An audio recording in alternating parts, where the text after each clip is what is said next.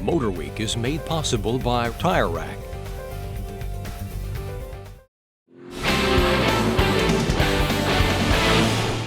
We look forward to the day when we'll no longer be scratching our heads guessing which new Mercedes-Benz SUV is what. By then, we'll hopefully have the full GL lineup down pat. But right now, it's time to figure out what niche the GLS fits among Mercedes' ever-expanding SUV portfolio. Here's a hint. It's a big one.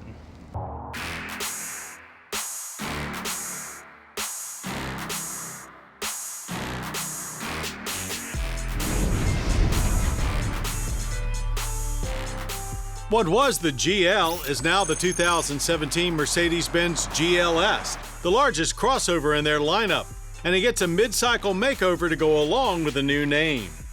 The structure is of course largely the same, but all body panels and plastics in front of the A-pillars are new. It still looks big and boxy, not as modern as some other luxury crossover offerings, but clearly upscale with its nostalgic tall wagon shape. Autonomous braking is standard, and it works in a very civilized manner. But you can add a host of other safety and driving aids, and to be honest, they reach a new level of intrusiveness. We appreciate the help, but most of the lane keep guidance and collision warnings are so annoying, we ended up turning them off. Despite over 5,000 pounds of bulk, the GLS feels almost nimble, more mid-sized sedan than behemoth, though it is a perfect example of better living through technology, as it's all just an illusion aided by a revised aromatic air suspension with a host of ones and zeros constantly traversing all corners. A multitude of driving modes are available, including Off-Road Plus if you add the off-road engineering package. And of course, traction control is always ready to intervene when you need it. A 362 horsepower turbo V6 is more than capable, but this V8-powered 550 ups power to overkill levels in an absolutely terrific way. The 4.7-liter twin-turbo outputs 449 horsepower and 516 pound-feet of torque. A diesel is also offered for the frugal-minded, and of course, AMG makes an obscene 577 horsepower version for the few. A 9-speed automatic transmission is new for 17, while 4MATIC all-wheel drive remains standard, and all GLS models are now rated to tow 7,500 pounds. Government fuel economy ratings for the GLS 550 are 14 city, 18 highway, and 16 combined, with our average certainly not stellar at 17.3 miles per gallon on premium. But you'll forget all about that when you mash the gas and leave the commoners behind on your way to 60 in 5.7 seconds.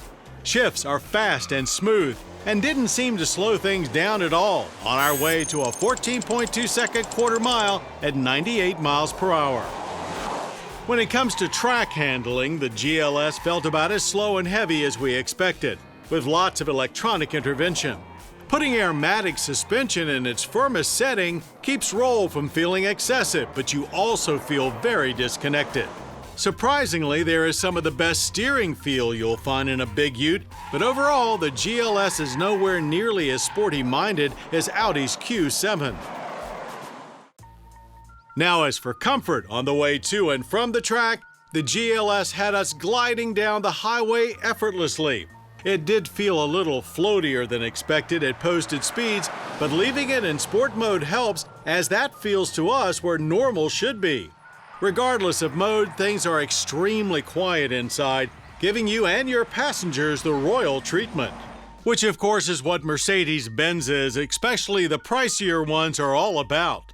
The GLS interior is luxurious to the hilt, with materials that are incredible, all in all opulent, though not perfect, as fit and finish didn't quite seem on par with their best sedans. A large panorama sunroof is optional, but even with the translucent cover in place, it seemed to let in a lot of heat on sunny days. There are some modest interior upgrades for 17. The radio and infotainment interfaces are improved, and we like to see plenty of nice big buttons, so you're not forced to use the command controller for all functions, though that command controller adds new touch and swipe functionality as well. All switchgear work nicely, and it's a very pleasant, stress-free environment. 7-passenger seating is standard, with the fronts offering extreme levels of comfort. The second row is not as roomy feeling as full-size American Utes, but access to the third row is quite easy. Pricing is about what you expect for a 7-seat luxury Ute these days, starting with the diesel at $67,975. But you'll feel like at least $1 million. The 550 starts at a lofty $94,775, but that's still cheaper than the G-Wagon, which starts at over $120,000. While most big Luxo Utes are largely the same these days, the 2017 Mercedes-Benz GLS 550 easily rises above even its rarefied niche. It has copious capabilities and truly spectacular ride quality. All that you might expect.